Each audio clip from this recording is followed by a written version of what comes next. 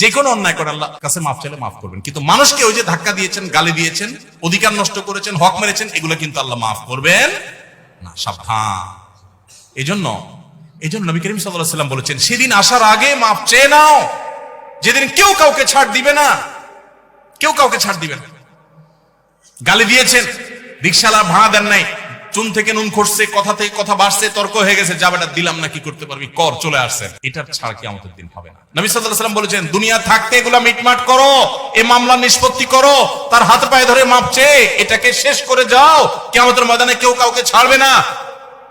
অন্য কোনো অন্যায় করেছেন, জেনা হয়ে গেছে, আল্লাহর কাছে মাফ চাইছেন, তওবা করছেন, লজ্জিত হয়েছেন, আর কখনো করেন না, ফিরে আসেন, ইনশাআল্লাহ মাফ করবেন আল্লাহ তাআলা।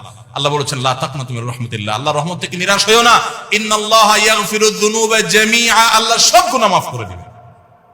অতএব জেনা করলেও আল্লাহ তাআলা কি করবেন? মাফ, কিন্তু তওবা করতে হবে খাঁটি অন্তরে, আর করা যাবে না, অনুতপ্ত হতে হবে।